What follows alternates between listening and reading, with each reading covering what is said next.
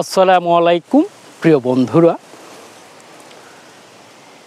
আমি যেটা বলবো সেটা হচ্ছে আমরা যারা খামার করতে আগ্রহী বা খামার করতে চাচ্ছি আপনাদের জন্য আজকের এই ভিডিওটা।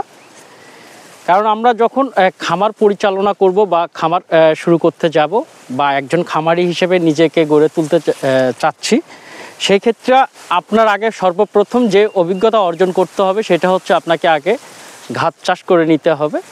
আর ঘাস চাষের আগে আপনার অভিজ্ঞতা অর্জন করতে হবে, এরপর থেকে আপনি হচ্ছে খামার পরিচালনা করুন, দেখবেন আপনার সফলতা অবশ্যই ইনশাল্লাহ আসবে। কারণ আমাদের আগে সর্বপ্রথম যেটা হচ্ছে আগে ঘাস চাষ করতে হবে, ঘাস চাষের অভিজ্ঞতা নিতে হবে, ঘাস চাষে বাম্পার ফলন নিয়ে আসতে হবে, এরপরে আপনার হচ্ছে খামার পরিচালনা করতে হবে। কারণ খামার পরিচালনা করার ক্ষেত্রে আপনার যত বেশি পরিমাণ আপনার ঘাস দিতে পারবেন গরুকে, তত আপনার হচ্ছে দানাদার খরচটা কমে আসবে, একদম কমে আসবে। সেই ক্ষেত্রে আপনার সবসময় হচ্ছে ডেলি বলেন, ফ্যাটেলিং বলেন, সব কিছুতেই খুব ভালো একটা বেনিফিট করতে পারবেন বা ভালো একটি লাভের অংশ নিয়ে আসতে পারবেন। এই জন্য আপনাদের কাছে আমি সর্বপ্রথম বলবো যে আপনি যদি খামার করতে চান বা আপনি খামারের জন্য আগ্রহী হয়ে থাকেন, তাহলে শুরুতে আপনার প্রথম বছর ঘাস চাষ করতে শিখুন, ঘাস চাষ করুন, ঘাস চাষে আপনার আগে অভিজ্ঞতা নিয়ে আসুন, এরপরে খামার করুন।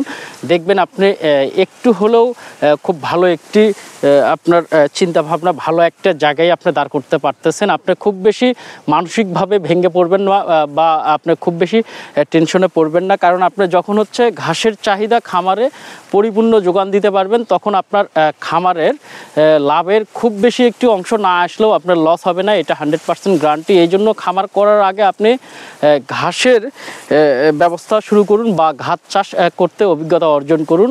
তো অবশ্যই আজকের ভিডিওটা আপনার যদি কাজে লাগে তাহলে অবশ্যই লাইক, শেয়ার, কমেন্ট করে পাশে থাকবেন। আসসালামু আলাইকুম।